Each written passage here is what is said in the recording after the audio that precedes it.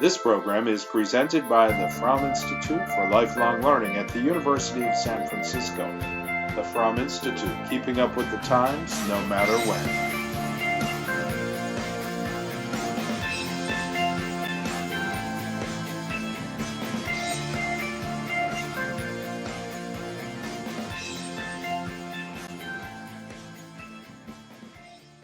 And the role of women in the Renaissance, and it's been a fascinating excursion. So I wanted to give you a preview of the syllabus that was shared with you today. But Scott, all those things on my screen are blocking my text, so that's slightly problematic if you can get rid of them. All right, so the syllabus. So what we're doing in this class is a mixture, and it's thematic. So we're going to begin by looking at how women were represented in portraiture. So until about the middle of the 15th century, really more like 1460, there were no portraits of women, only men. And then all of a sudden, women started to be represented, partly because of certain women of the court who had power that was unlike previously. But probably we will see a lot. It was based a lot on the popularity of Petrarch's poems and Dante's love of Beatrice, and Petrarch's love of Laura that he described in his sonnets. And these started to become particularly popular in the Medici court in Florence in the second half of the 15th century, and then went on to be incredibly popular throughout the 16th century. And we're going to discover that many, many images painted in the Renaissance were in response to secular literature. So the first two classes will be on portraits, 15th and 16th century. And then we're going to look at that wonderfully powerful family, the Medici family. First, the Medici family women in Florence. And then I had great fun exploring and learning about Catherine de' Medici and ultimately Marie de' Medici and the Rubens cycle that we will finish lecture 3 with. Renaissance marriage is quite a complicated subject with lots of different kinds of images. So that's going to be lecture 4. And then as I was just thinking about women in general, we have some fantastic Old Testament heroines and of course saints, which were widely represented during the Renaissance. And then I had to take you to my favorite place, Venice, because particularly in the 16th century, there was a plethora of images of beautiful women. And art historians have been arguing about who those women are for at least 50 years. And I think it's fascinating to see how the field has shifted in how it interprets those images, because there's something about being a Puritan American that if it's a sexy half-clad woman, it's got to be a prostitute. Well, that thinking has changed, as you will see. And then finally, we will have 2 lectures on women artists of the Renaissance, a plethora of 15th and 16th century women artists, and then culminating in really the 17th century artist, Artemisia Gentileschi. So I look forward to having fun with you and sharing all that I've learned. So, as I said, in the middle of the 15th century, women began to be represented. So we have about 40 panel portraits of women in profile that come out of Tuscany in the mid-15th century. And they had a variety of functions, we think. Now, I have to give you a little preface here. I'm going to be leaving you with many questions. I'm going to be asking you many questions because we don't have answers to everything. Beginning with, we don't know who many of these women are. The ones we do know, we will discuss, and we will discuss who they might be. That includes what kind of a function did these portraits have? Certainly, when you see these women displayed with elegant costumes and jewelry, it was a statement of class and social status, more particularly usually of the potential husband's wealth. And many of these images were associated with a betrothal or a marriage. And we're going to look at that in our class on Renaissance marriage. But some of them were painted as memorials. So women died very young. They basically did nothing but they got married and had children. And in this multitude of childbearing, they often died. So they were memorialized by their families, either their original family or their marital family or their husband, when they had died either from plague or sickness, but most commonly in childbirth. And then we're going to look at how these images were constructed, because sometimes these women were kind of put in boxes in the image, and it had a certain feeling of being boxed in and controlled by the patriarchy. So, and then finally, we have to discuss whether these are real women, lifelike, or whether they are idealized real women, or whether they are purely ideal women, based on the descriptions by Petrarch of his Laura and Boccaccio in his variety of, he had a whole text on famous women. And then just to remind you that portraiture in the Renaissance had a very different function. People responded to it very differently than we today respond to images, basically because we're surrounded by images, and we have talking images and moving images. And if you think about the lifelikeness, the naturalism that evolved in the Renaissance, all of a sudden these images seem to have power, almost shocking power. And I just want to read an Alberti quote, which gives you an idea of how portraiture was viewed. Painting contains a divine force, which not only makes men present, here read women, but men present, as a friendship is said to do, but moreover makes the dead seem almost alive. The face of a man who is already dead certainly lives a long life through painting. So that really gives you an idea of the memorial function. But in terms of marriage, typically a man and woman wouldn't, or girl wouldn't meet each other until they were tying the knot. And portraits were often exchanged so that there would be some familiarity with what the betrothed looked like. And then we're going to have to deal with the negative idea, understanding of women, and how women actually contradicted that. And I love this passage from Christine de Pizan from the book of the City of Ladies from the beginning of the 15th century, 1405. My lady, since they have minds skilled in conceptualizing and learning, just like men, why don't women learn more? She replied, because, my daughter, the public does not require them to get involved in the affairs which men are commissioned to execute. As for judging from experience, one sees that women usually know less than men, that therefore their capacity for understanding is less. All the same, there is not doubt that nature provided them with qualities of body and mind found in the wisest and most learned men.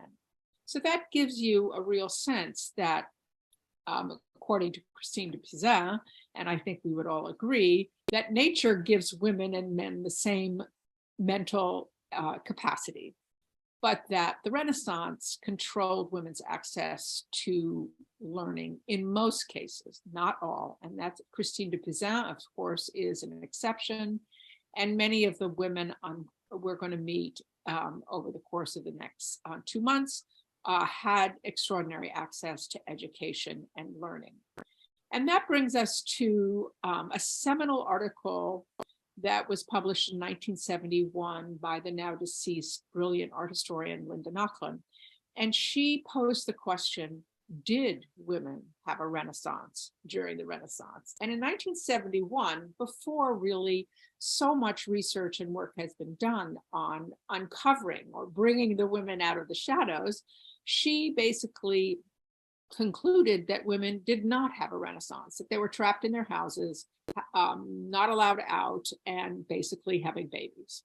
and not given adequate access to education and learning. So that view has changed, even though we have to credit that article and that scholar with beginning the discovery of women in the Renaissance.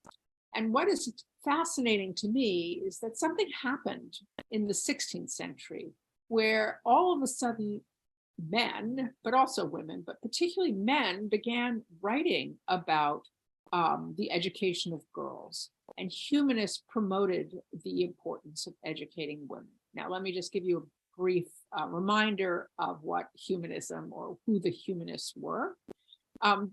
They arose particularly in the 15th century, but probably going back into the 14th century, and started the rediscovery of classical texts and revising education. So rather than the church controlling all libraries and access to knowledge, now it became more secularized, and the individual began to be honored and celebrated, looking back onto the ancient Roman and Greek texts. It was primarily begun as an educational process, change in education, taking it out of the realm of the church.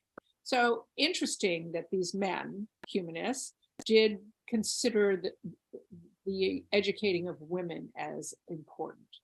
And in 1506, the first Italian edition of Boccaccio's On Famous Women, so a whole text about extraordinary women, was published in the vernacular in Italian. And in 1545, Giuseppe Bertuzzi published the translation of Boccaccio, in which he added contemporary women. So not just women from the historical past, but women of the present, such as Isotta Noguerola, Ginevra Gambara, Veronica Gambara, and Vittoria Colonna, who were famous in their own time as being portraits. So who was Christine de Pizan? She was born in Venice in 1364. Her father was an astrologer to Charles V of France, and after the death of her husband, granting her some freedom, she went to France and became a court writer in France, and worked for Philip the Bold, Louis I of Orleans, John the Fearless, and Charles VI. So she had an extraordinary career in her own time in the 14th and early 15th century, and was extraordinarily learned, articulate, and prolific. But we have the flip side of Christine de Pizan defending women, and Boccaccio extolling women of the past and the present. We have a quote from the 16th century, 1525, from Galeazzo Flavio Capra. If you still want to get an immediate idea of how far man exceeds women in nobility, consider the Latin terms for them both, and you will see how man is linked to virtue and women with filth and ugliness. So the Latin core of, or the Latin word for man, vir, which of course relates to virtu, the excellence and the ability to accomplish excellent things, versus woman in Latin is foemina, and foeditas means nasty or disgusting. So I promise you this is not going to be a feminist class, but it certainly is going to look at different attitudes about women in the Renaissance. So on the flip side of disgusting and horrible, you have the ideal woman based on, no surprise, the Virgin Mary. And it's important to remember how the image of the Virgin Mary changed over the 14th, 15th, and 16th century. So I just give you a very simplistic survey. We have the fabulous Metropolitan Museum Duccio that they paid $50 million for. It's about 12 and a half inches high. Duccio's Madonna Child from 1300, where you have a very stylized image of the Virgin, going back to Byzantine styles with that elongated nose, the tilted head, hair is absolutely covered, greenish tinge to the skin, and a very unnatural image of the Christ child, who looks like a little man or a little boy held like an infant. But what is new about Duccio's 1300 image is the beginning representation of familial affection, the way baby Jesus lifts the veil of the Virgin and the way they look into each other's eyes with kind of a sad knowingness, because of course that's saying that both the Virgin and baby Jesus know what is going to happen to him. And so they are understandingly sad and wistful as they think about his future. If we enter the mid-15th century with Filippo Lippi, his Madonna and Child with Angels from about 1460, we have jumped into an entirely different world. Of course, it is rumored that this is Filippo Lippi's nun lover, with whom he had a child, Filippino Lippi. Maybe that's the image of baby Jesus. But we see a very different kind of idealized beauty, which is going back to descriptions of Laura by Petrarch. Blonde, now we see her hair. Her hair is exquisitely adorned with pearls and veil. She has pearls on her clothing because, of course, the Virgin was often called the Star of the Sea, or a pearl often was a reference to the Immaculate Conception because pearls grow in oysters when the oysters are closed. So how did they get there? And she's devout, but she's gentle. And again, baby Jesus is looking at her with a very wise, old world, old person's face, saying, "It's okay, Mom.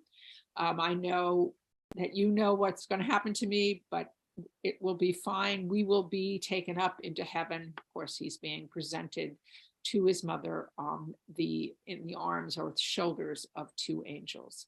And the Virgin is enthroned and as the Queen of Heaven. And there's a wonderful harmony between her, particularly her headdress, and the blue of her garment with that of nature, and this wonderful harmony blend of this idealized woman and the natural setting.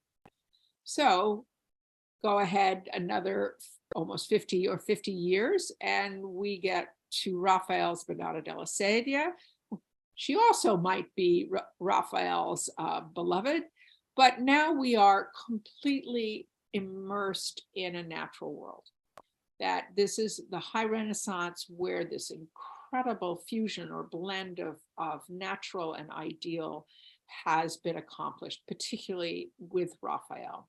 So what do I mean by this harmony of the natural, ideal, and the natural? Well, if we take the natural first, these are living, breathing, fleshy human beings. You can relate to them. They look like one of us. You can pinch that little baby Jesus's fat thigh. You have a complete understanding of maternal love, affection, and she can almost emerge from the frame as in our own space. Unlike with Filippo Lippi's, you have this wonderful kind of blurring of the boundaries between, is she framed? Is she in the door? Where is she? And where is she in relation to us? She is projecting forward, but not at all in the same way that Raphael's figures are really part of our space. And of course, but then if we look at the flip side, the ideal, first of all, the circle is an image of divinity, going back to Euclid and Plato. So by creating a painting in a tondo form, in a circular form, he is evoking these figures as divine. But more importantly, if you tried to get into the position that the Virgin is sitting in, supporting her baby, you might be able to hold that position for a few minutes, maybe. It is incredibly awkward but it looks totally natural. And then, like Filippo Lippi, Raphael's Virgin is idealized as Queen of Heaven, but she is wearing clothing, fabrics that relate to the Near East, to the Holy Land. But yet she's sitting on a 16th century throne, very much like the throne that Raphael's portrait of Julius II was sitting in. So this wonderful harmony and kind of tense connection between the real and the ideal that we really have a very hard time unpacking. And this extended into sculpture as well. We have Donatello's Pazzi Madonna, where you have this incredible intimacy of mother and child. This influenced Michelangelo. And these kinds of images became models for all women, as, you know, trying to live their lives as their ideal, the Virgin Mary. This, of course, brings us to the conflict of chaste ideal versus sexual and sensual. And we'll, of course, be looking at that as we go forward. And in the same way, Verrocchio took the next step further than Donatello in creating his images of the Madonna child as very lifelike and natural. And then we have the other issue of a woman as the descendant of Eve and the complicated attitude towards Eve.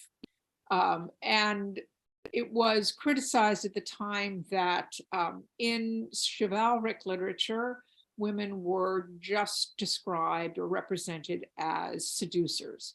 And that, of course, descends from the description of Eve. And I show you Masolino's temptation from the Brancacci Chapel. We're going to look at the expulsion in a moment. And, you know, I know I've described this before, but I used to think back in the day that, wow, Masolino's image of Adam and Eve in the temptation is so wooden and flat.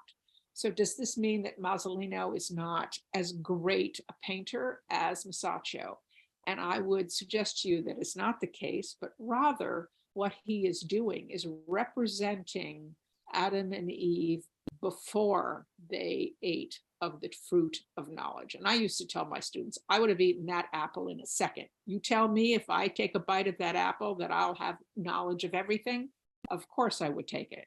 But what he's showing us here is that before Eve was tempted by the female-looking serpent, they had no knowledge. They had no embarrassment. They didn't know they were without clothing or they should be embarrassed. They were completely natural, but in the dark. And that's exactly what Masolino has displayed. He's portrayed them wooden, so without human physicality in a way, with their eyes open, but standing in the dark. And I just had to include Hans Baldung, his Eve and the serpent in death, because this gives you this horrendously ugly image of kind of a sexy Eve taunting and seducing the devil rather than the devil seducing Eve, and that serpent entwined and biting the devil's arm as he grabs her. So giving you a sense of how Eve was thought of during the Renaissance. Michelangelo is a slightly different situation because in the 16th century, as we mentioned, the education of women increased, and Michelangelo was an absolute believer in free will. He also associated with Vittoria Colonna, the poet I mentioned earlier, and here he represents Adam and Eve, barren, yes, on the stone, a cliff, you know, barren stone with the dead tree trunk, but they are both actively reaching. She's not the seducer.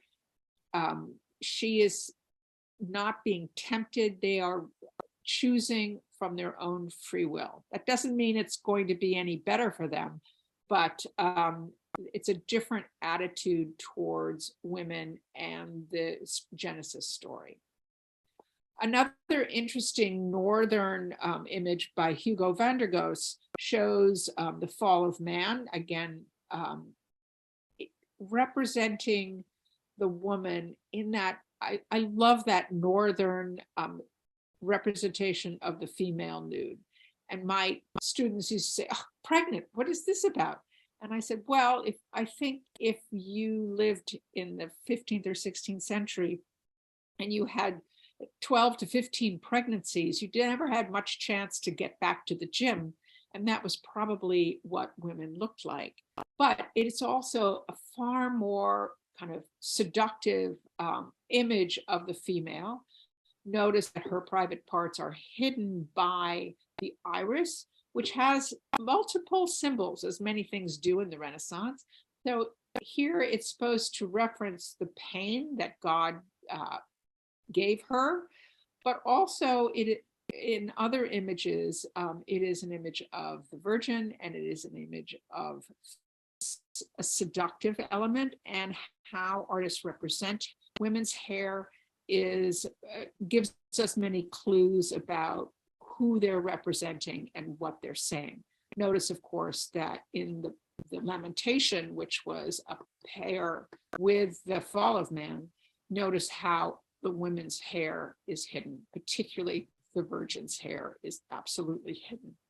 And of course, the Virgin Mary was always known as the second Eve, and Christ was the second Adam. So then if we look at the fall, the expulsion, we see that Masaccio represents the expulsion as now Adam and Eve are fully physical as compared to Masolino's version, and that they are covering their eyes. They are blinded by the knowledge that they have now received. And so the style, which at a certain point, I think art historians basically would say Masaccio was a far stronger, better artist than Masolino, I would present to you that no, actually, these two artists are representing very different content, which controls their style of representation. And of course, Michelangelo had studied Masaccio and Masolino, but particularly Masaccio, and he represents the agony of the feeling of Adam and Eve as they're expelled from Eden, but particularly look at his hunching, terrified, angry, confused image of Eve. And I just had a few other quotes from the time, because that's the only way we can really have an understanding of the variety of attitudes towards women in the Renaissance. And Marsilio Ficino, who was the in-house humanist for the Medici, translating all of Plato for Cosimo de' Medici, a woman should be like a chamber pot, hidden away, once a man had emptied himself into her. Lovely, right? Or Nannina de' Medici, sister of Lorenzo de' Medici, in a letter, don't be born a woman if you want your own way. So it gives you a sense of the place of women in Renaissance Italy and beyond. So in contrast to those nasty descriptions of women, or realistic, don't be born a woman if you want any freedom, we have the ideal that arose out of Petrarch's sonnets and his descriptions of Laura. So as described in the 16th century, in a dialogue on the beauty of women, the hair must be long and fair, of soft yellow turning brown, the skin light and clear, but not pale, the eyes dark brown, large and somewhat vaulted, their sclera shimmering blue. The nose ought not to be curved, as aquiline noses do not suit women. The mouth should be small, the lips round, the chin round with a dimple, the neck rounded and fairly long, the Adam's apple not protruding. Well, just as today, it's pretty hard to fit the ideal. So, I think as I as I was doing my research for this class, I realized women have been in a bind forever. We're all supposed to conform to certain ideals of beauty, particularly as I remember from the 60s and the 70s. It was the Twiggy era. But Renaissance women were hounded with beauty ideals of beauty as well. And like photography today, which airbrushes and alters women's images, I think artists as well idealized and perhaps altered their representation of women. But that makes it rather complicated to try and figure out whether these women looked like this, whether these women were real, or whether these were ideal types.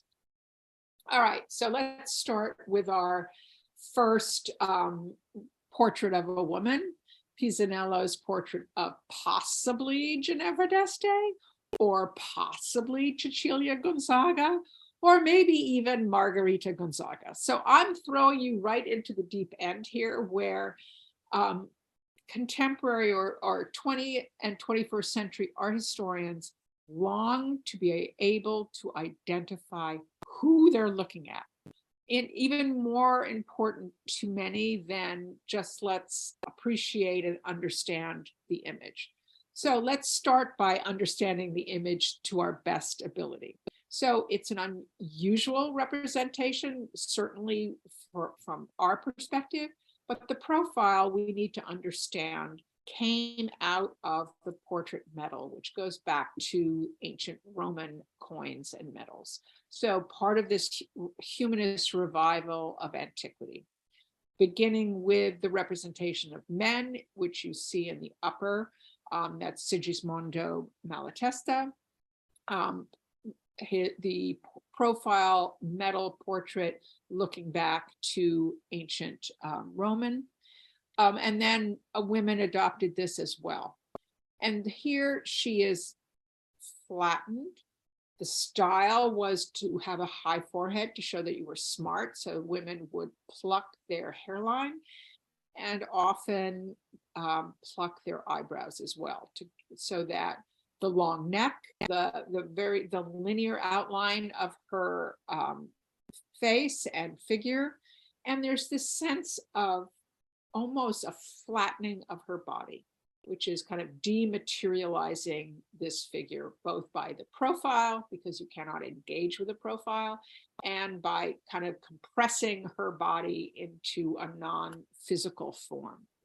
And then she's surrounded by fabulous nature. The butterfly, both above her forehead and over her shoulder. Butterflies were symbols of the soul, so hoping for an afterlife. And then in front of her and behind are images of dianthus. And dianthuses were known as the flower of God because their shape echoed the cross and the nail on the cross. It's also like the dogwood was supposed to get those little red things because the dogwood was supposedly the wood of the cross, and the dogwood was ashamed for being the source of the wood of the crucifixion. And then columbines in front of her right sleeve were also images of the Holy Spirit and representative of the sorrows of the Virgin. So we're not getting a particular image of a happy woman here. We wonder whether perhaps she might have been deceased. There's another clue. There are actually several other clues that we now have to address. Notice that on her left shoulder is a sprig of juniper tucked into her sleeve. And this has led scholars to propose her identity as that of Ginevra d'Este. Because of the word Ginevra. We're going to come back to this when we get to Leonardo's Ginevra da Benci. So possibly there's another clue embroidered on her sleeve. You see a two-handled vase. And this was a symbol of the Este. And if you can see, I don't know what you're looking at, but my image is blocking, but there's a circle on the right hand metal, which is the back of Sigismondo Pandolfo Malatesta, showing the double-handled vase as a symbol. And so possibly that sleeve double-handed vase identifies her as Ginevra d'Este, who was poisoned by Pandolfo in 1440. So possibly there's an unhappiness here because he had an affair with Isotta degli Atti, whom he later married. So we see Isotta degli Atti on the right in a medal, and notice that she too has a high forehead and not quite, she has a much stronger chin. So I would say this probably isn't Isotta degli Atti. And then another identification has been Cecilia Gonzaga, who was the daughter of Gianfrancesco Gonzaga, who became a cloistered nun in 1445. And we're going to look at other images. But most importantly, we see this medal in the lower right. And there she is with a wonderful reverse, which I think is on the next slide. And then the other possible identification is Margherita Gonzaga. So she married Leonello, who also used juniper as one of his emblems. So here is Cecilia Gonzaga in the medal, and we're going to look particularly at the reverse. This was the first medal to portray a woman by Pisanella.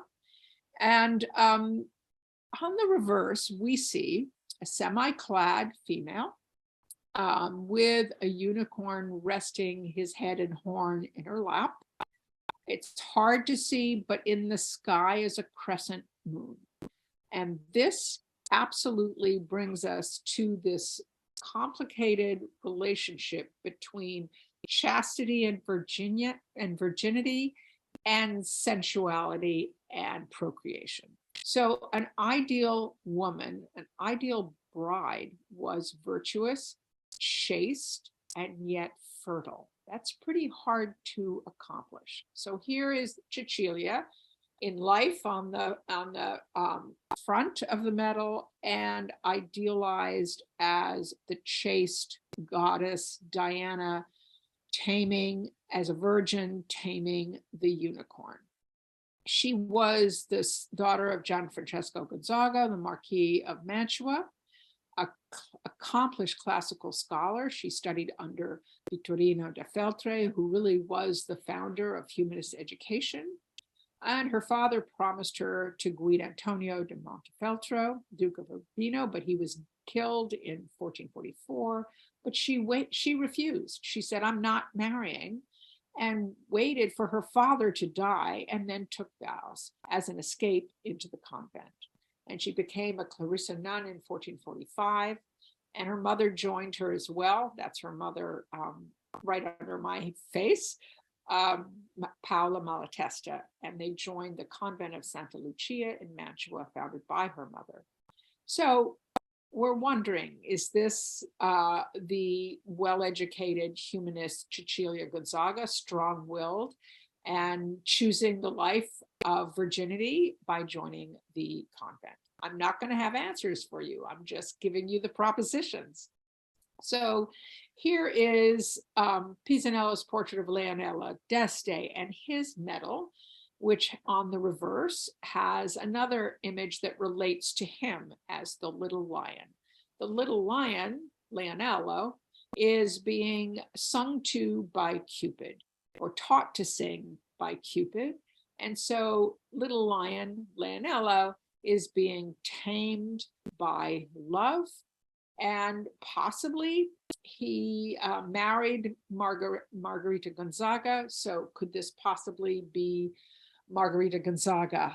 But it doesn't work time-wise, but it's certainly possible. So that's giving you kind of what I've been struggling with for months, trying to figure out who these people were or what was represented. Now, one of the most fascinating and marvelous early Renaissance portraits is this one in the Met by Filippo Lippi, a portrait of a woman and a man at a casement from about early 1440s.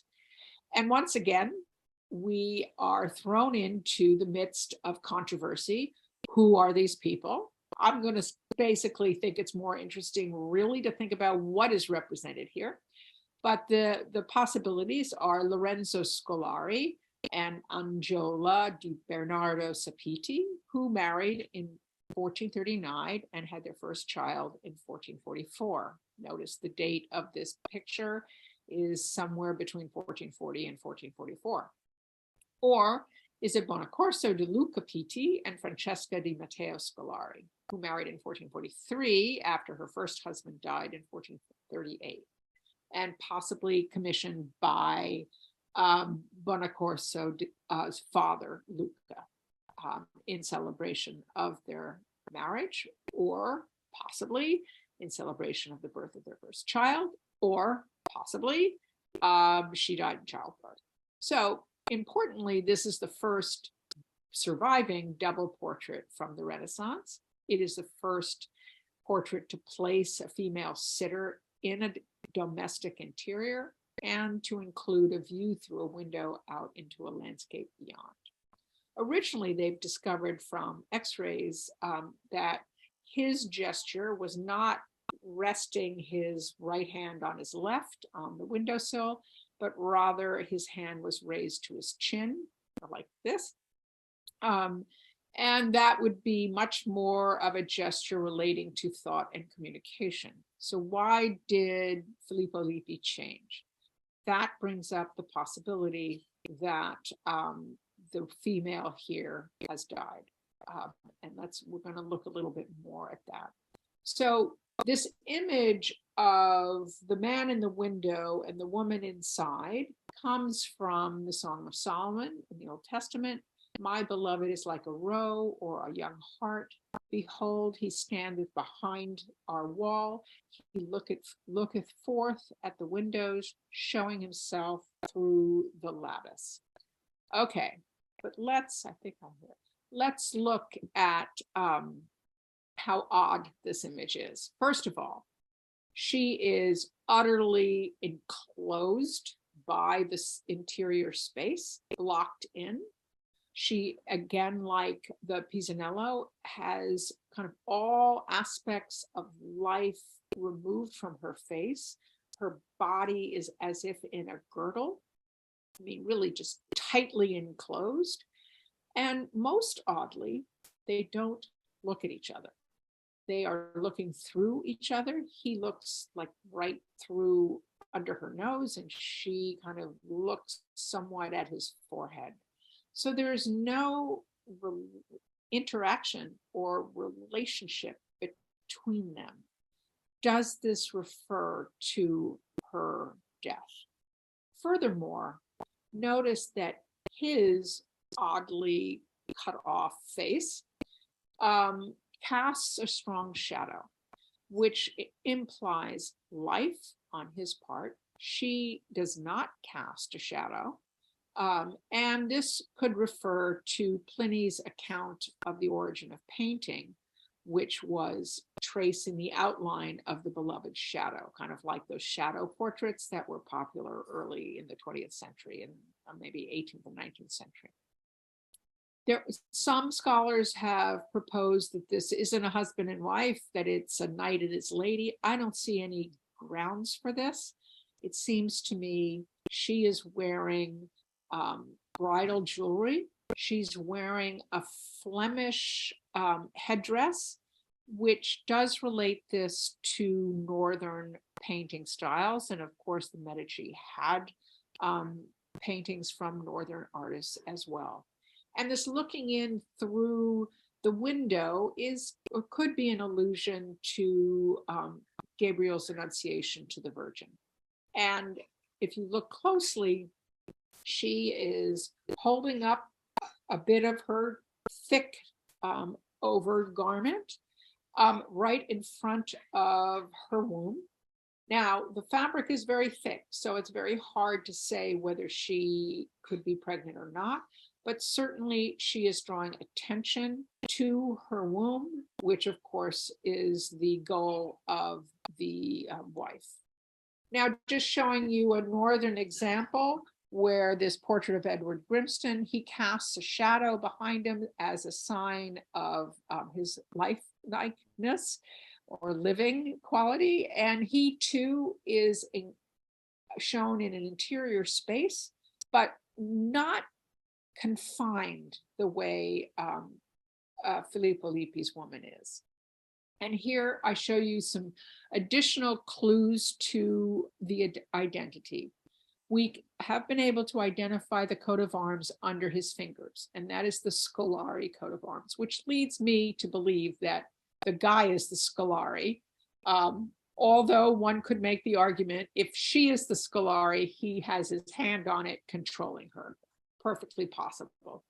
And if you look at her pearl embroidered sleeve, I turned it around for you. It is embroidered with the word lealtà, which means faithful. So she is there with a sleeve that says she will be faithful to him. And her jewelry is absolutely that of a bride. Multiple rings, brooch, head, there's a brooch on her head and pearls around her neck. And in Florence in the 15th century, sumptuary laws started to control for how long a bride could wear her bridal jewelry, which was given to her by her husband. So they were allowed to wear that for maybe 3 years, if I recall. So this seems to definitely relate to bridal imagery or marriage imagery, but it could also relate to the birth of their first child and possibly her death. And finally, when we look through that window beyond her, that has been identified. I think I have a detail. Yes, that has been identified as, my computer almost died, as the Scolari property. And if we go back here, we can see that she is owned in a way in this space in the husband's palazzo. She's much like the villa that is also owned by her husband's family as well. So on this screen, I talk about a marriage, how a marriage proceeds. It's an exchange of gifts, mostly body ornaments that the man gives to his betrothed or his wife, bride, to display his wealth. And in 1472, we have, which is a bit after this portrait, we have a sumptuary, the Florentine sumptuary law. Moreover, women may wear necklaces, veils, and 2 brooches, one for the head and one for the shoulder. And these above mentioned things they may wear for 3 years from the day that they went to marriage. And after the said 3 years, they may wear the necklace alone and only 1 brooch for another 3 years. And after that, it is entirely forbidden them the power to bear any of the above said things. So in many ways, when we look at the plethora of jewels displayed here, we have to assume that this is within the first 3 years or possibly 6 years of marriage, and that this is a kind of a visual catalog of the Scolari jewels. And just to give you a kind of a preview of what we're going to be looking at in our marriage lecture, whether in cassone or birth trays, women were decked to the nines on their wedding day, paraded through the city, wearing the jewels and the elaborate garments and fabrics that were given to them by their husband. And of course, the most famous quote unquote wedding portrait is the Arnolfini double portrait, which has also caused art historians to debate who is represented and what is represented. Is it a wedding? Is it a marriage contract? Is it a commemoration of birth? Or I think most agreed upon now, is it posthumous? Has she died in childbirth? So of course, most famously is the mirror in the background, which shows the backs of the Arnolfinis and 2 figures looking on, assumed to be Van Eyck, the painter, and his assistant. But the other reason to look closely at this mirror is in the roundels surrounding, in the frame, are scenes from the Passion.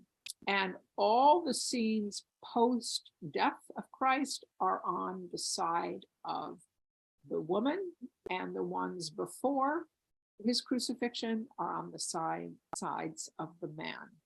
And that echoes also the chandelier with a single flame, the eye of God, but also the snuffing out of a life. And I just show you an image below that has the same mirror and sense of interior space, because scholars have debated whether all these symbols, which some scholars say shoes off means sacred ground. Other scholars say shoes off is what you do in the north when you enter the house. The dog, fidelity, or is it an expensive breed that shows the couple's wealth? Saint Margaret or Saint Martha, who the little sculpture on the bedpost, they were patrons of childbirth. And so again, why are we in a bedroom? Well, in the Renaissance, the bedroom was the core of the home and was not just a private space, but also a public space. But notice that the bed is draped in red fabric, which always is an allusion to passion. The oranges on the table in front of the mirror, again, is this a reference to health, wealth, or Eden? Because are they oranges or apples? They say that there is a blooming cherry tree outside the window, but I have not been able to have a magnifying glass, so I'm just going to take that on just to believe it. I can't see it myself. So is this an image of spring and fertility? The single candle we talked about possibly as the snuffing out of life. The devotion from the rosary, but that was also a wedding gift. And then the passion cycle. So who are they? Giovanni D'Arrigo Arnolfini and Gian Cinami? Probably not, because they married 6 years after the death of Van Eyck. So that was for a long time believed to be the identity of this couple. Now it is believed that it's probably Giovanni di Niccolao and Costanza Trenta, who died in childbirth in 1433. So that works with the date of the painting. So you're getting a sense of the kind of scholarship and debates that are ongoing in terms of these, in relation to these portraits. I think I'm supposed to take a break. Is that right? Scott, are you there? I think I'm supposed to have a 5-minute break, and I'm already nervous that there's no way I'm going to get through this, but I will continue and I will alter as we go forward in the class. So why don't we take a 5-minute break, and I will look and see if there are questions in the chat and try to respond to them. Does that sound good? Perfect. Sounds great. Okay, let's see if I can make this work. Oh, yes. Okay. You did it. No, the portrait does not represent Christine de Pizan. Oh, you mean the one I started with? Oh, that's one of my favorites, Giovanna Albizzi de Tornabuoni. So hold on, we're going to get to her for sure today.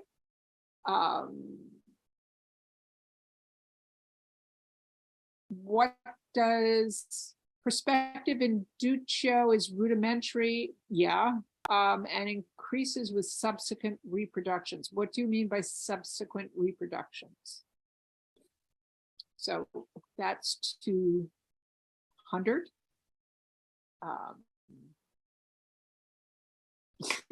These Renaissance masculine pronouncements are painful to me. Oh, me too. And I wonder whether Renaissance women felt similar pain or how they coped. Oh God, I don't think they were even allowed to cope. This was just such a, well, it came out of the church, and they lived in an utter patriarchy, and only women really in the courts whom we're going to meet, had some degree of freedom and were given some authority, particularly if their husband, Duke, Marchese, whatever, went off to war, they were often left in charge. But in general, upper middle class, and I'm saying upper middle class because Florence was a merchant culture, upper middle class and royal women were subjected to these kinds of controls. I have to imagine that lower class women were much more out and about because they had to be, but I'm sure their lives were brutal, and I'm sure they died. And I'm sure, you know, given all that we're reading about and learning, I'm sure men were not so nice. But I'm just going to say humans are despicable, and I'm not going to assign gender. I'm glad you're enjoying it. Other paintings shown with Duccio. Duccio doesn't, yeah, he gets some rudimentary perspective, as did Giotto, but they didn't understand the rules of perspective. So it was only after Brunelleschi that artists learned how to do it mathematically. What are we supposed to call the Arnolfini? It's Arnolfini. It's the Arnolfini couple. There is an Arnolfini in there. It's just not the couple that was originally thought. Okay, any other questions? Pop them in the chat. I'm happy to answer them. I hope this course is going to be wonderful. It was certainly fun for me, and sometimes I get nervous when I can't tie it all up in a beautiful bow, but that's part of the excitement. That I think it's important to really embrace what we don't know, and embrace contradictions, because there are a lot. I mean, how can you be virginal, chaste, fertile, and sensual? That's a rough order. So I have fun trying to imagine and thinking about these women who were portrayed. It'd be fun to go back. So on the syllabus, I put a reading list, and my most recent novel that I read is called The Marriage Portrait by Maggie O'Farrell, I think is her name. She also wrote Hamnet, what I loved. Well, The Marriage Portrait throws you right into this class and gives you a sense of how despicable humans are. Really, I had fun. It was a great escape from scholarship, although she has done her own research, but it's a novel version of Renaissance upper class marriage. So Scott, you'll tell me when to start up again? You actually hit it right on the nose. You can start now. Oh, great, good, because I'm so nervous about not being able to get through much of this. We're supposed to get through early Leonardo. Probably not happening. All right. One of the most famous early Renaissance double portraits is this one by Piero della Francesca in the Uffizi, the double portrait of Bianca Sforza and Federico da Montefeltro. So I give you the clue already. Bianca died in 1472, and this was painted between 1473 and 1475. So I want you to look at the altarpiece, the Brera altarpiece, commissioned by Federico da Montefeltro.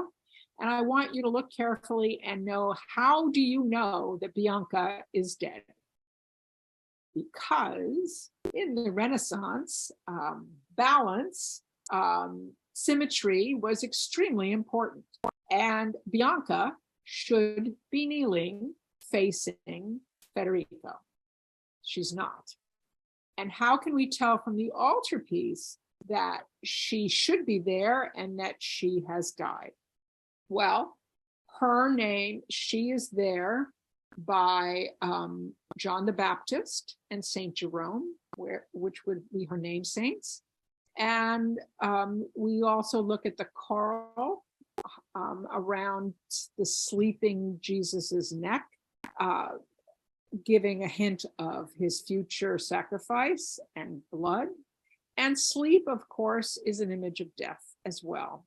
And the Immaculacy of the Virgin and the ideal for women is symbolized by that egg. I'm not going to get into the art historians debate whether it's a chicken's egg or an ostrich egg, but it's probably an ostrich egg because it's large, almost the size of the Virgin's head.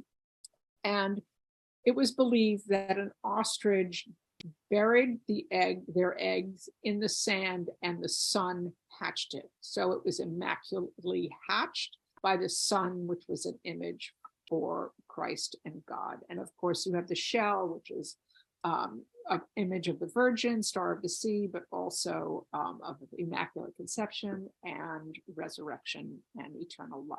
So that's altarpiece. So now let's look more closely at Battista Sforza.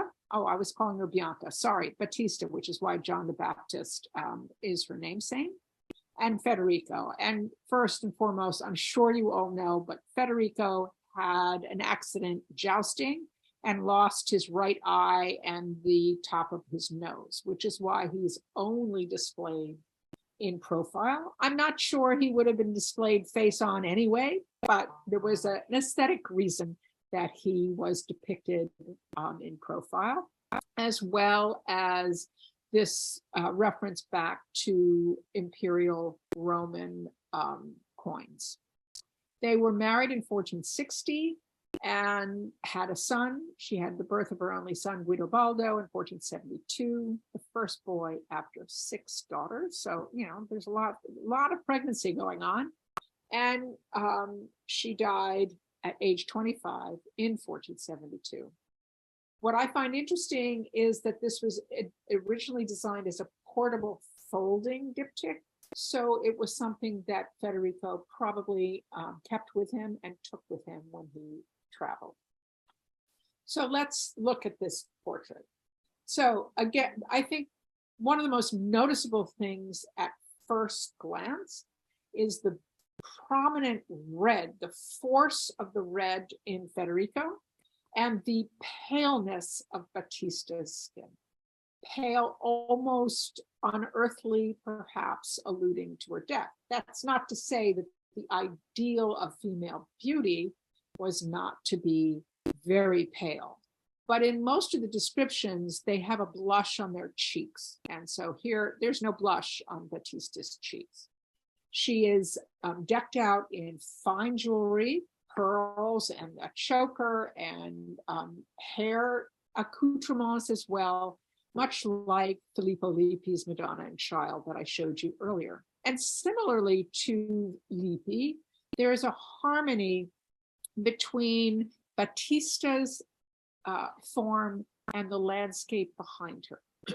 Notice how there's a kind of continuous line of the horizon, and how her necklace kind of harmonizes with the landscape and the fortified wall.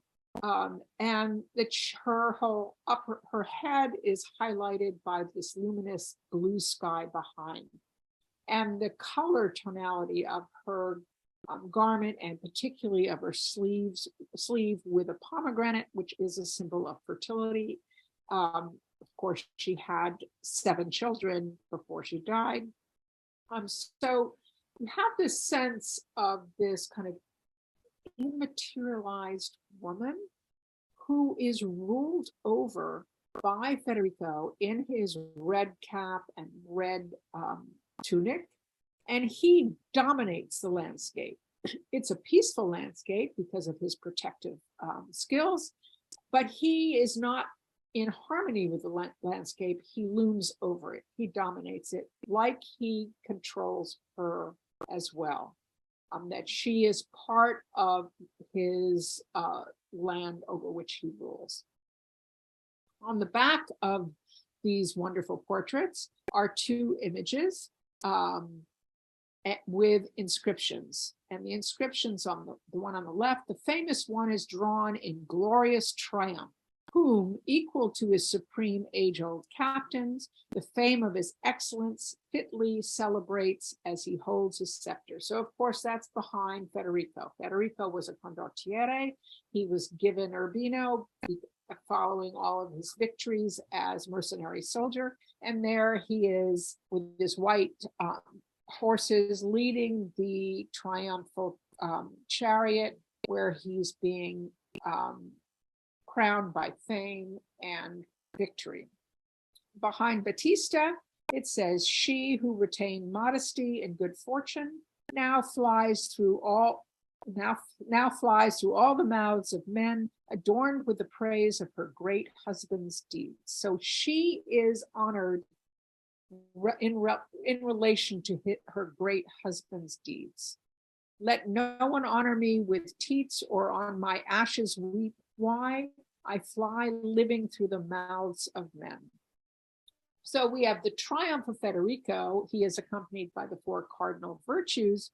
And we have the triumph of Batista, who is accompanied by the 3 theological virtues, faith, hope, and charity, who sit in the front, while modesty and chastity stand behind her.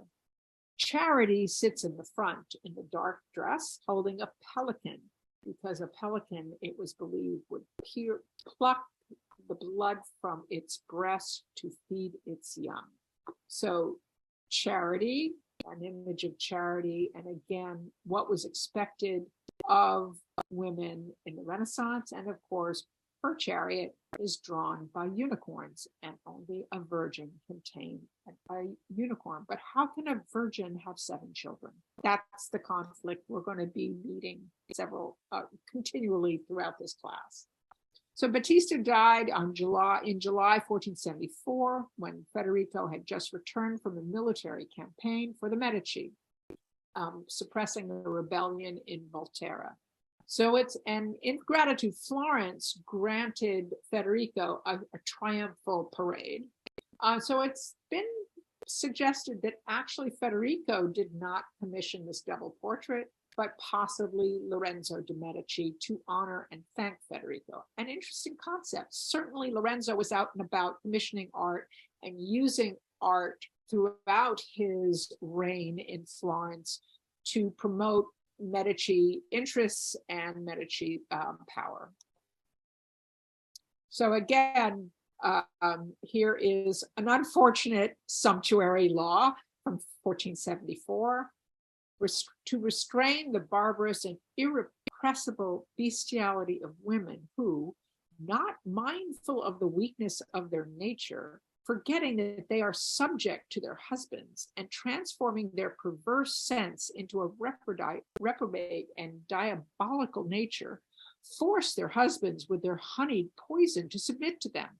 These women have forgotten that it is their duty to bear the children sired by their husbands, and like little sacks to hold the natural seed which their husbands implant in them, so that children will be born. For women were made to replenish this free city and to observe chastity in marriage. They were not made to spend money on silver, gold, clothing, and gems. For did not God himself, the master of nature, say this? So I just want to say that as these sumptuary laws get repeated, it means that women are rebelling.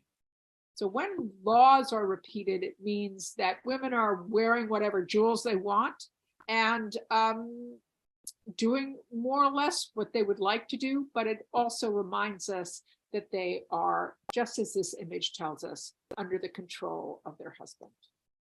Now, this was a style that was common. I'm sure we've lost or are not aware of many such portraits, but here is one a little less fine and a little less elevated. It is the portrait of a man, possibly Matteo di Sebastiano di Bernardino Gozzadini, and his wife, Ginevra d'Antonio Lupari Gozzadini, attributed, so we don't know the artist for sure, attributed to an unknown artist known as the Maestro della Storia del Pane, the story of bread. Okay, so like the Filippo Lippi portrait, we have a clue as to identity in that coat of arms, the Gozzadini coat of arms. They were a family in Bologna. And in the images, again, profiles, oddly kind of large images of unidealized figures, particularly unidealized female. We have to believe that she must have looked like this. These figures are surrounded by clues to the meaning. So many allusions to both love and marriage. He holds a spray of flowers, the dianthus, which was known as the flower of God and alludes to the sacrifice of Christ and to kind of the spiritual kind of love. And then behind him, we have an interesting scene. We have a hunter on horseback, or a hunter on foot behind the figure on horseback, who is a falconer. He's holding a falcon on his wrist. And he is then, the falcon always comes back. So the falcon is a reference to the beloved's loyalty to the falconer. And in the foreground, you have to really squint. I'm sorry. We have a pelican, which was a symbol in the Renaissance of charity. And on the stump closest to the back of the man is a phoenix who was resurrected out of the fire. So, and the tree stump has new growth. So I think these are all references to royalty, spiritual nature of love, and to fertility and regeneration. On her side, she holds a slightly difficult to identify fruit. It has been listed as a quince, a peach, an orange, or an apple. Mostly about fertility, rebirth, spring, and that fertility image is emphasized. You have to look very carefully. In the little patch of grass behind her in the foreground are two rabbits. Rabbits crop up quite frequently and were renowned for reproducing frequently. And like with Federica de Montefeltro's portrait, you have a calm harbor behind. So there's peace and harmony in this marriage. And you have a lady standing, enticing a unicorn. So again, this fascinating combination of chastity within marriage as a virtue combined with fertility. I mean, to have two rabbits and a unicorn, that's quite a challenge. And the inscription along the entablature says, "In order that our features may survive." So this tells us very clearly, and sometimes a lesser artist is going to be easier to decipher. That inscription tells us that the purpose of these images were to keep this couple alive after they died. So that our features may survive. A very understanding human function of imagery. Now, we're now going to dive into a whole series. You're going to see how common and prolific these profile images of women were. Now, of course, I can't read the beginnings because I can't see beauty and that charm and refinement. I think I probably have it. And yeah, beauty in a woman must be judged not only by the charm and refinement of her face, but still more by the grace of her person and her aptitude for bearing and giving birth to many fine children. In a bride, a man must first seek beauty of mind, that is, good conduct and virtue. The woman's character is the jewel of her family. The mother's purity has always been a part of the dowry she passes on to her daughters. Her purity has always outweighed her beauty. So that's from Alberti. And keep that in mind as we look at this multitude of images of 15th century women. We're just going to kind of look at the commonality. Again, remember and notice that in a profile, you cannot engage with these women. These women are inaccessible to us. They are objectified, if I were to use kind of 21st century language. They're idealized. There's long neck, compressed body, diminished physicality, and the labels that identify them or promote their wealth or the wealth of their husband on their sleeve and in their jewelry and in their elaborate headdresses. So if we look at Belle de Vanetti's Portrait of a Lady in Yellow, certainly those palms tell us something. I'm not going to be able to tell you precisely, is it a coat of arms? Does it identify her or her husband? Or is she a martyr? Because palms are the standard symbol of martyrdom. So is this a posthumous portrait? Certainly she is wearing wedding jewelry. And notice that these women, at least two of them, their ears are covered. And this is a funny belief that came out of the medieval period, that it was believed that the virgin was fertilized or became pregnant through her ear from the words of Gabriel. And once when I was teaching in high school, I was away and this was part of their study. And literally girls were going around going, is it true? Can you get pregnant through your ear? Well, it's a charming, I'm going to show you the source of that belief in an image in a minute. But notice that Belle de Vanetti's lady has her ear covered, as does Polaiuolo's in the center. Notice the incredibly rich adornment of the hair, which we're going to discuss in a little bit, and that each one of these ladies on their sleeve is a clear insignia, which must identify the family. Or we look at this leafy portrait of a woman, probably we would say unidealized, but certainly the outline of her face has been altered. We're going to say artistic plastic surgery.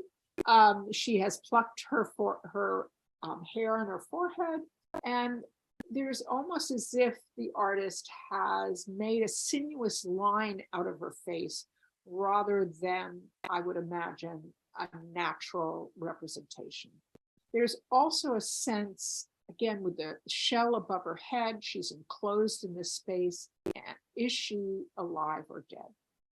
And that brings us to this whole fear of a woman's gaze. And Saint Bernardino said, bury your eyes, look downward, which is what she is doing. And it was fearful that a woman's gaze would arouse a man's desire beyond his control. So that rules of decorum were spread that required women not to look you straight in the eye, but to have downcast or uncommunicative eyes. So again, how do these artists deal with these conflicts as much as how do we deal with understanding these conflicting ideals? Does the artist aspire to representing the figure as she really looked, or was the artist expected to idealize? Now, I could show you examples of John Singer Sargent, a famous portrait of a woman and her daughter, where the photograph of her and her daughter survives. And I can tell you that Sargent idealized her greatly. That's why I've always wanted. So if I'm going to have a portrait of me, please have Sargent do it, because I like the way he idealized.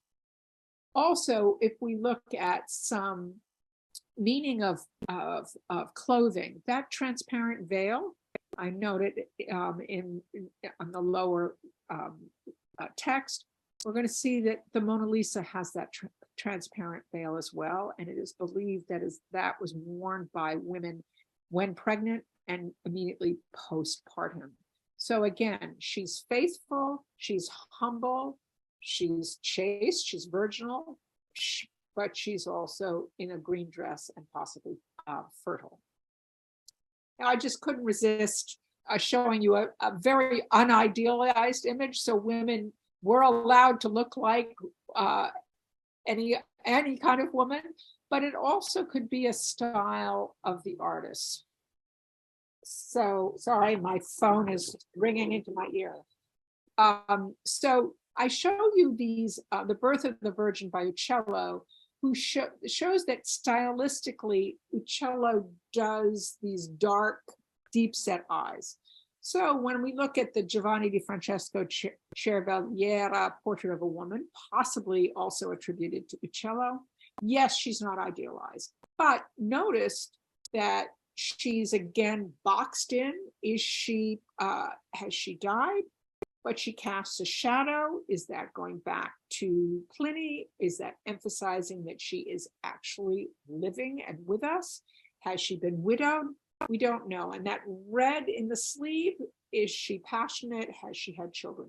Lots of questions, but I think it's important to get used to looking and asking those questions, because that's what makes these images so fascinating. Another image, a portrait by Uccello of an unknown woman, and this is what I was alluding to with the covered ear. And I show you Fra Angelico's Annunciation from 1433, but most importantly, Simone Martini's Annunciation. In both cases, the words emanating from Gabriel's mouth are raised, giving a physical nature to those words impregnating the Virgin, and believed to be impregnating the Virgin through her ear. More examples of profile portraits, so trying to give you a sense of how many there were. And I love the one on the right because she looks to me like she's one of the stepsisters in Cinderella. And Renaissance paintings often inspired Disney or 20th century filmmakers. But I'm not going to spend a lot of time here because these conform to the same ideals that we've discussed already.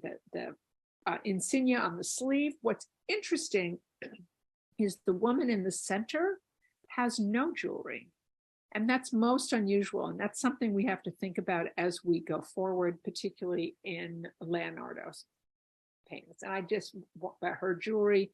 Look at the intricacy of the weaving of the jewels in the hair and the transparent veil that covers your ear. God forbid you get pregnant through the ear. And more, I'm going to speed up because, oh my goodness, we're at 11:30.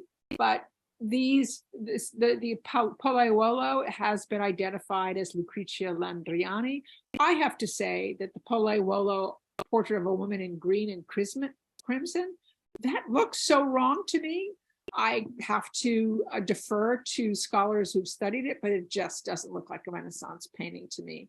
And of course, when I took my PhD orals, one of the professors held up a marble portrait of a woman and said, "What did I think?" And I took a deep breath and plunged off the high board and said, "It looks like a 19th century trying to be a Renaissance." And of course, he then says, "Why do I think that?" And I said, "There's something wrong with the face. There's something wrong with this face for me." All right, this is the one we started with, and I hope we can do more than end with it, because I'll have to do some serious cutting going forward. This portrait is in the Thyssen-Bornemisza collection in Madrid. It is a portrait by Ghirlandaio of Giovanna degli Albizzi, who was born in 1468 and married Lorenzo Tornabuoni in 1486. He was the son of Giovanni Tornabuoni, and their son Giovanni was born on the 11th of October in 1487. And she died not from childbirth, but while pregnant with her second child in 1488. And this is dated 1488. So, and we thus know that it is a posthumous portrait with an incredible inscription that says, "Art, would that you could represent character and mind.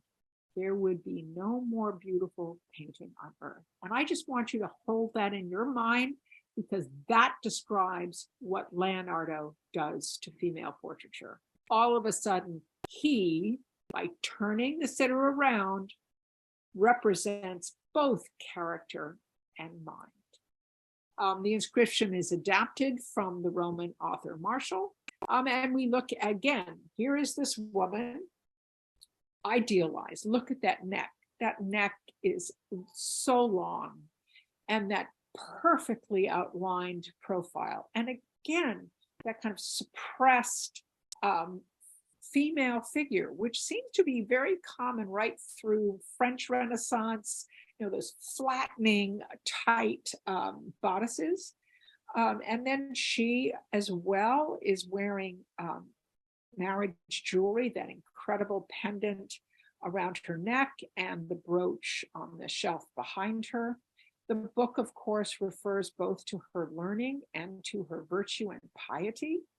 And all that is displayed here were probably gifts from her husband, Lorenzo Tornabuoni, displaying his wealth, and the coral referencing the blood of Christ.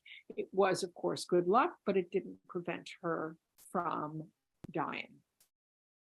And how do we know that she is the Tornabuoni bride? Well, the capital on the upper left shows you the Tornabuoni insignia, motto.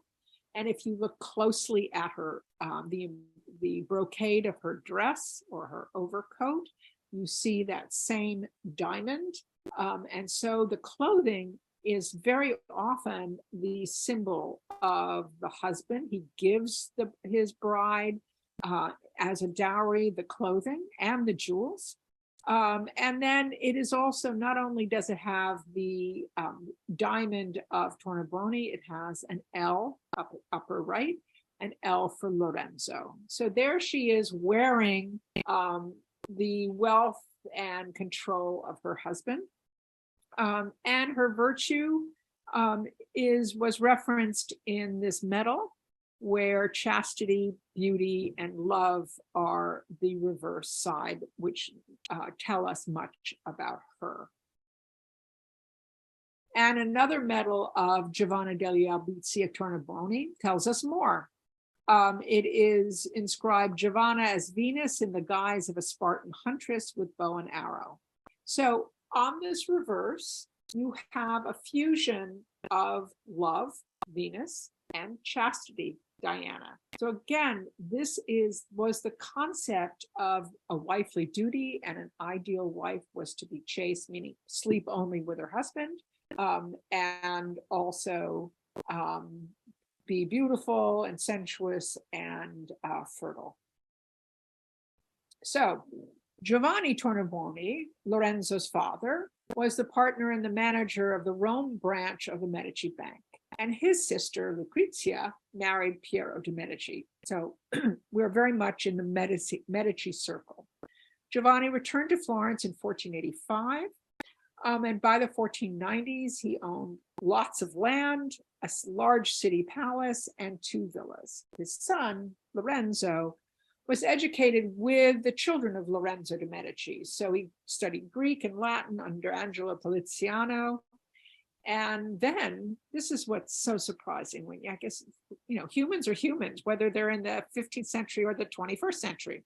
In the 1490s, Lorenzo suffered financial and political troubles after the death of Lorenzo de' Medici, and was when the Medici were expelled from Florence in 1494, Lorenzo was charged with treason and beheaded. It's a violent time. Life is pretty uncertain. What we're looking at on the left is the Tornabuoni Chapel, which was painted by Ghirlandaio and commissioned by Giovanni Tornabuoni.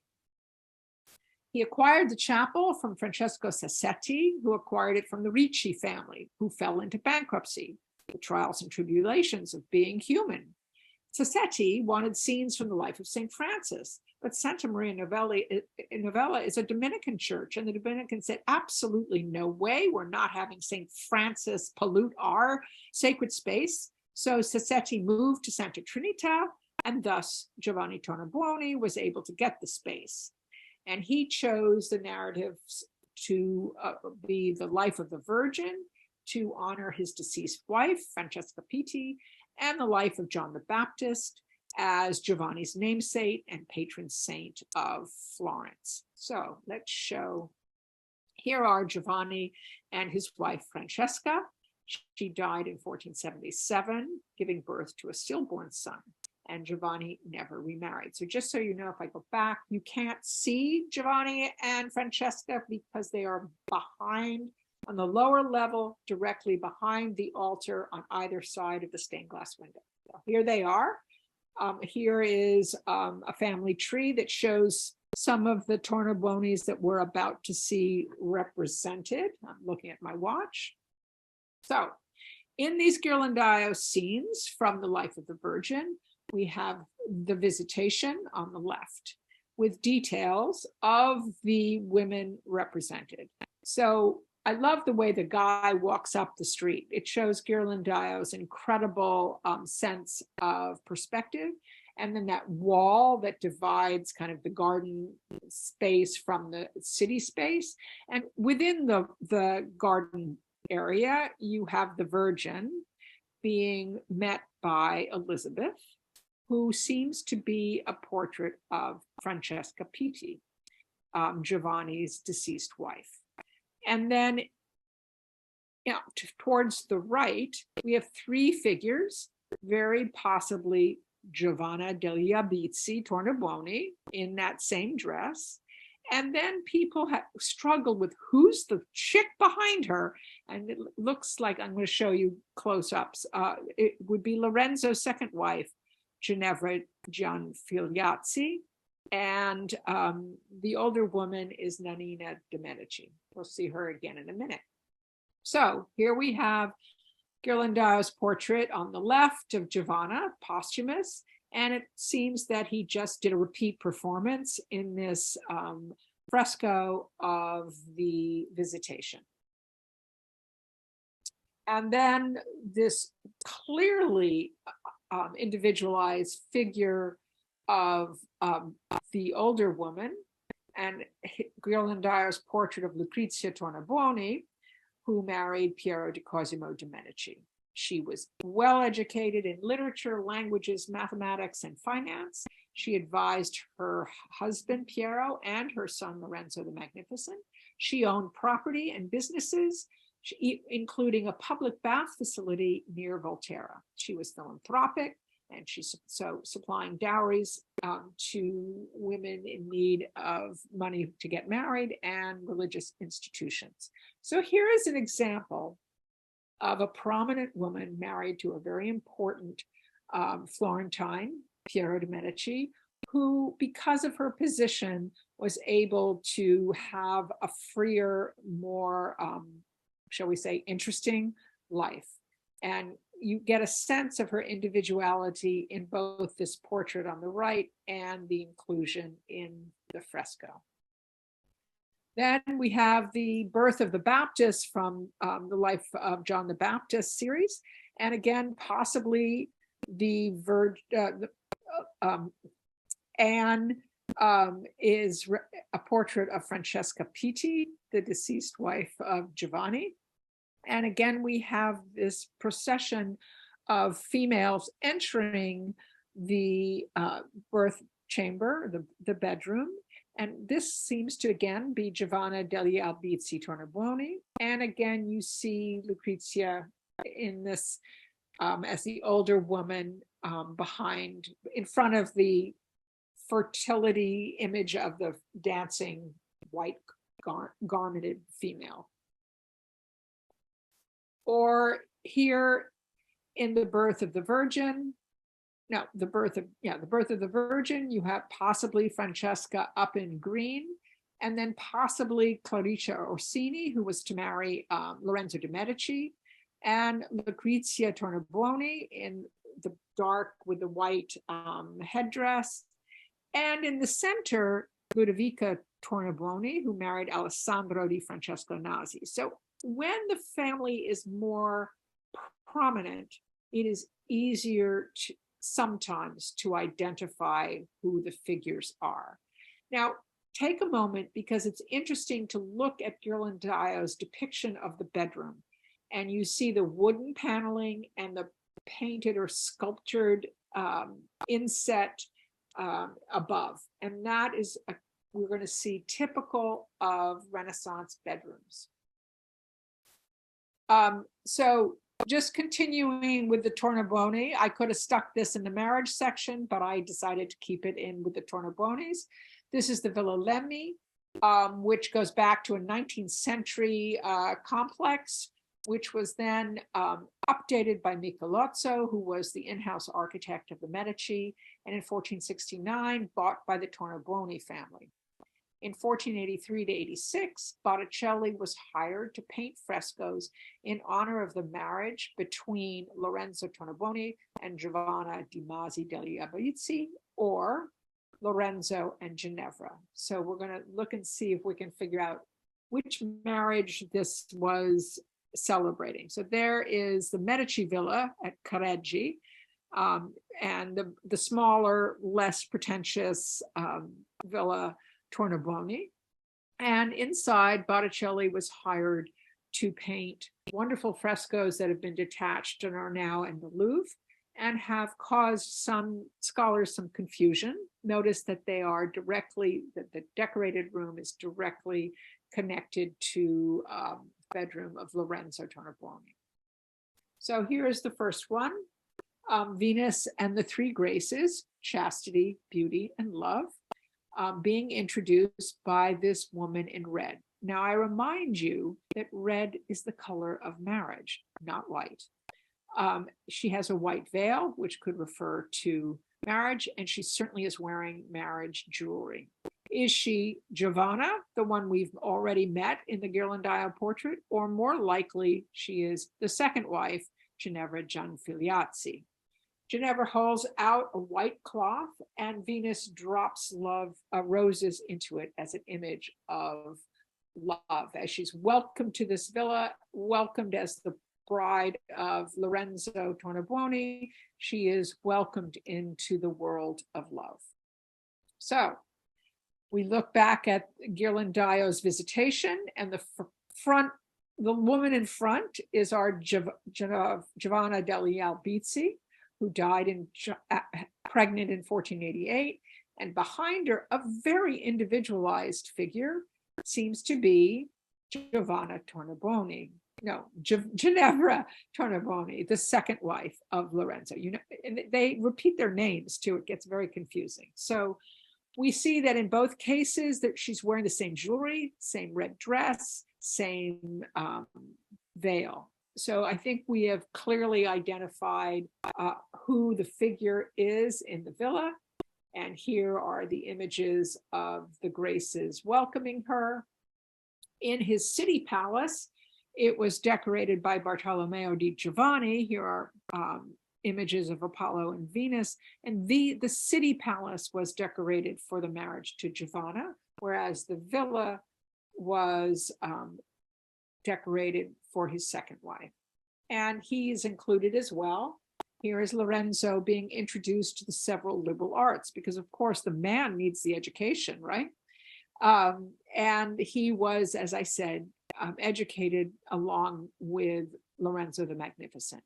And so we have philosophy, who holds the bow. She is the chief of the educators, and the others, rhetoric, logic, arithmetic, geometry, astronomy, music, and grammar. Grammar takes his hand because he was a poet, studied with Poliziano. And this is the expected education of a humanist education of an upper class Florentine. Do I have time? Do I have 5 more minutes? Silence. Maybe we stop here. I hate to stop. Stop here. Scott, are you there? Yeah, you can. That sounds great. Ended? Okay. All right. I'm going to have to do some serious cutting in the future. I promise not to cut anything really fascinating. So let me get out of sharing. Are there more chats? Okay. No, let me down to what I haven't done. About head covering. These are private images. So what you have to wear to go into church is public versus what is worn at home, and what is more a private image, not a public image. Is Giovanna Gelli Abizzi wearing a cap? No, I don't think so. Hold on. Can I get to her? No. Why do you think it's a cap? She's got a band around her hair in the middle and then a very elaborate twisted bun at the back of her head. That's her hair. That looks like a cap. We're going to have another problem with that with the Leonardo.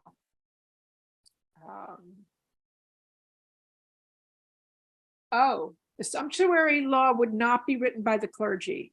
It would be written by the governors of Florence. And if you remember, the government of Florence was incredibly complicated and always changing. But it would probably be written by notaries advised by the leading government officials.